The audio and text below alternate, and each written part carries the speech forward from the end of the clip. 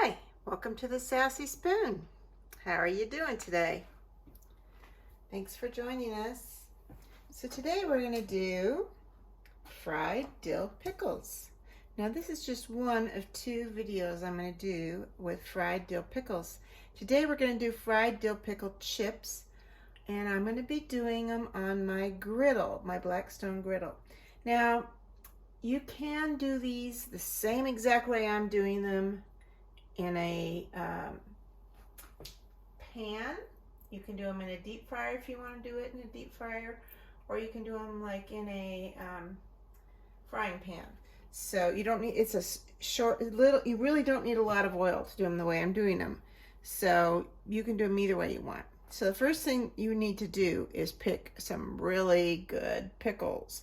A lot of people do this with already cut and sliced pickles, but I like to do them with a little thicker pickle. So I'm going to cut my own. And you can buy a great big jar of pickles like this for only about $3 or $4 at Costco, or even at some grocery stores. They have a section where they have really large commercial size jars of pickles and relish and things like that. So you want a nice firm pickle. Cut off the end. You want to slice about 3/4 of an inch thick, like that, so you get a nice juicy taste of pickle, and you don't just have a little thin pickle with a lot of breading on it.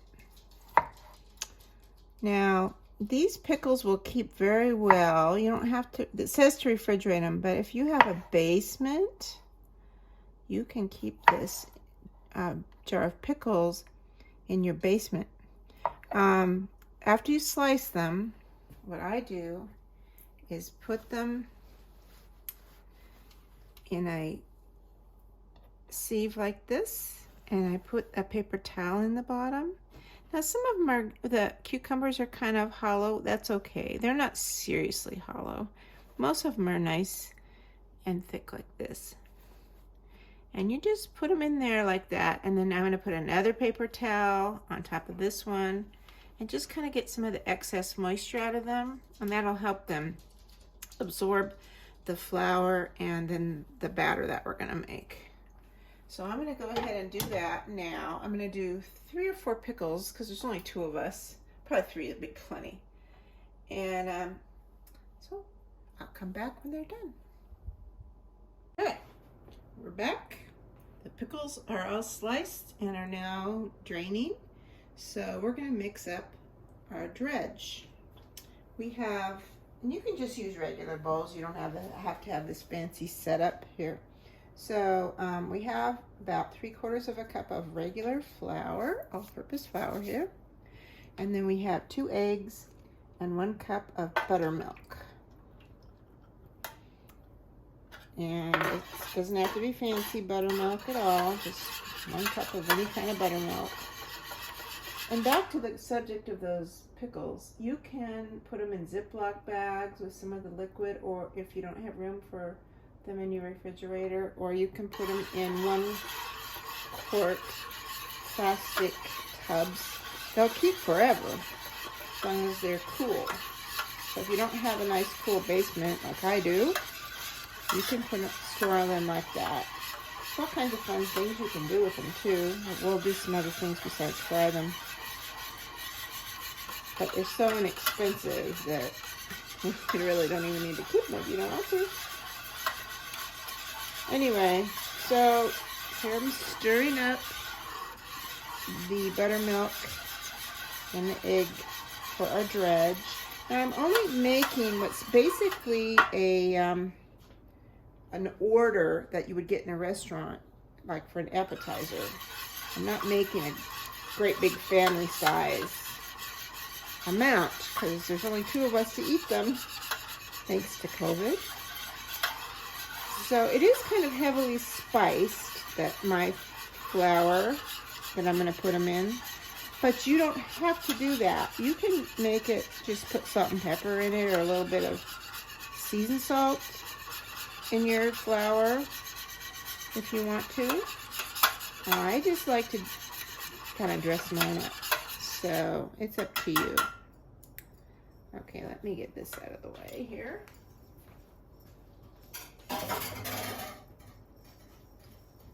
And I'm going to get something to stir that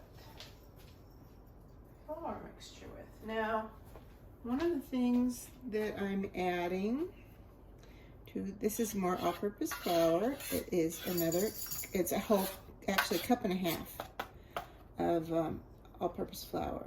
I'm adding 1 cup, no, it's only 1/2 cup of panko. It's just regular panko, it's not seasoned. I didn't have any fine panko, and if I would have, I'd rather have used that. Here's another ingredient you probably will want to leave out. It's MSG, or you can buy it as the product accent, but I like to use it if it's only for us. That's a tablespoon of it. And I have a teaspoon of Lawry's garlic salt. I like that. It's got a little bit of parsley in it, but I just use it all the time for any kind of garlic salt when I want to use it. Here's a 1.5 tablespoons of black pepper, and it's coarse black pepper. It's just what I use all the time. And this is Lawry's seasoned salt, tablespoon. This is a teaspoon of smoked paprika, and just about 1/2 teaspoon of cumin. And like I said, you don't have to add all this stuff into this if you don't want to. I just like to put a lot of interesting spices in mine. And here I have about 1/4 cup of cornstarch. This will make it nice and sort of sticky as far as the breading. So I was doing a lot of Chinese fry stuff, and sometimes I put it in my fried chicken too. So we've got plenty of the breading here. A very light amount of the egg and buttermilk, so I might need to add some more, but we'll see. I think we'll be okay. These pieces of pickle are pretty thin.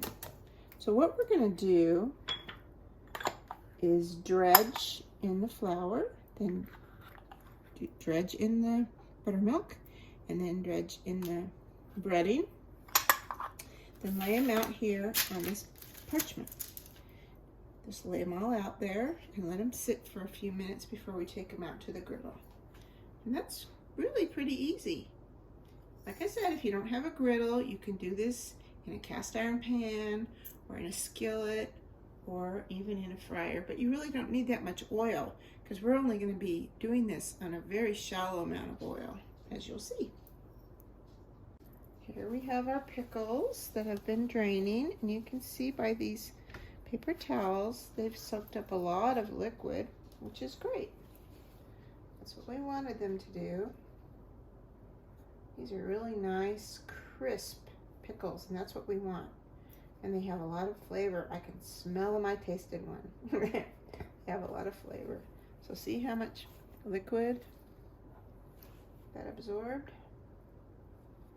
I'm just putting as many as I can in here so I don't have to keep getting my hands in here.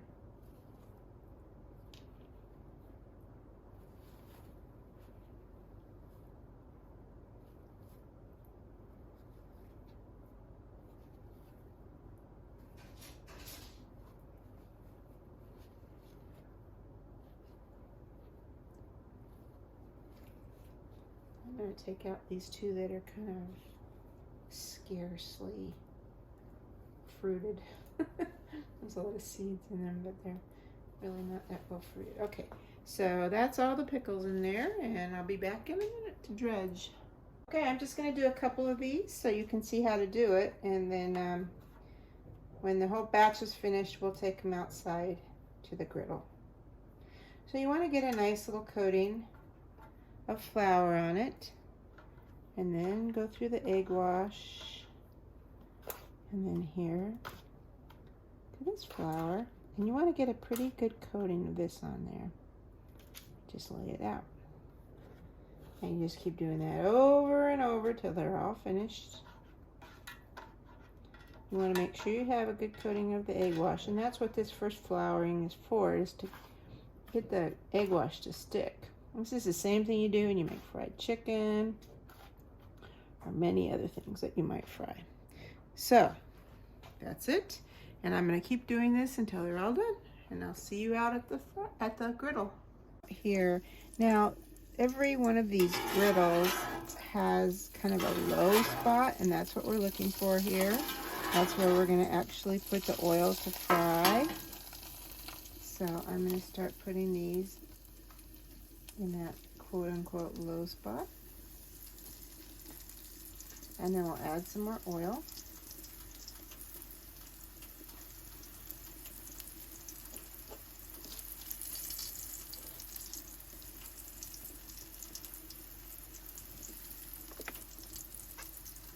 This is peanut oil. So we're doing what's called shallow frying. There's not even a 1/4 inch of oil really on here. And when we're finished, we'll just push it out through the drain, which is right back here. You can't get this deep of oil throughout the whole surface effectively, so you have to find the area that it will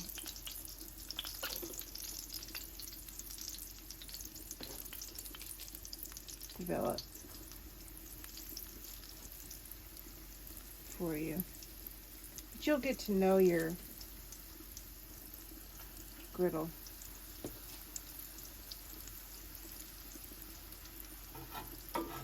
This first one was my tester, and it's coming along just fine.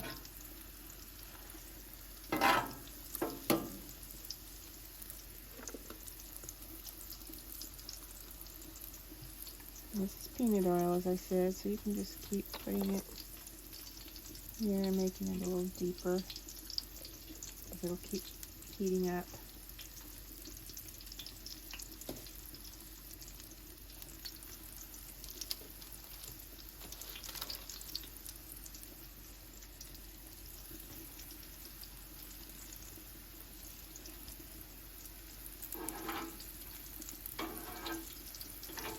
This corner right here tends to hold a lot of oil. I notice as far as the way it all pools down here when I'm cleaning it. So that's good. We'll put some down here.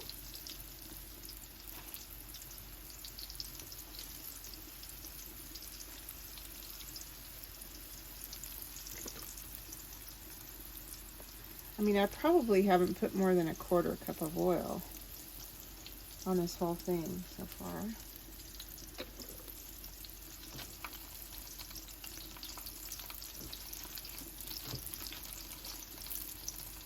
If you're deep fried, you've got tons more oil than this.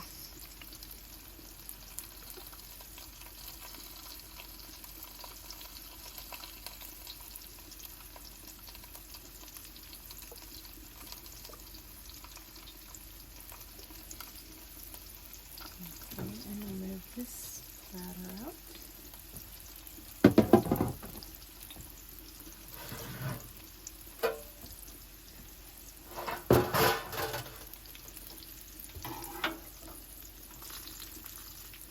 That test one is just about ready to come off. And I think these are ready to flip. No, not quite.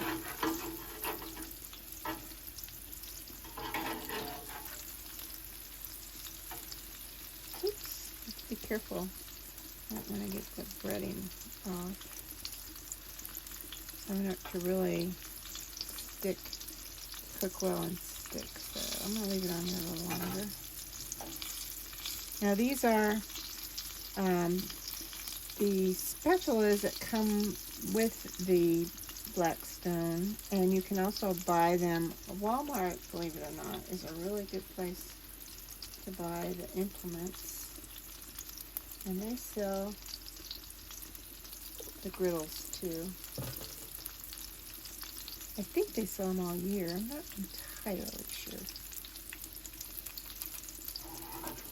I'm going to take this one off. As you can see, it's really nicely browned and crispy on all sides, just as if it was fried. So I'm going to put that one here to drain.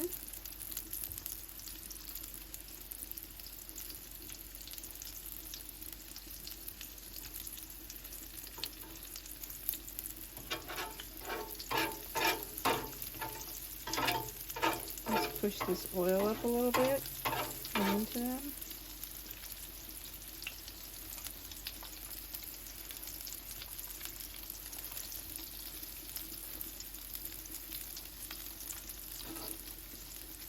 And like I said, this is really easy to clean up when we're finished.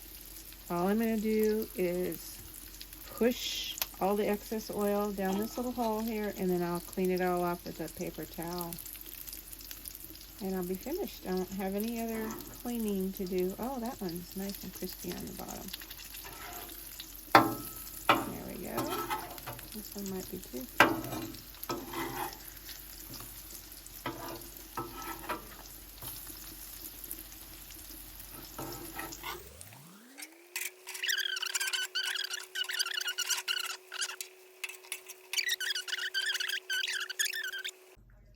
Here they are, nice and crispy, and this is a ranch dressing that I made up with buttermilk and mayonnaise, Dukes of course. So I think you would love to try these. Let me know if you do, and we're going to be doing another version with sticks, so they'll be a little different, and they'll have Parmesan on them. So see you soon. Thanks for watching, and please subscribe.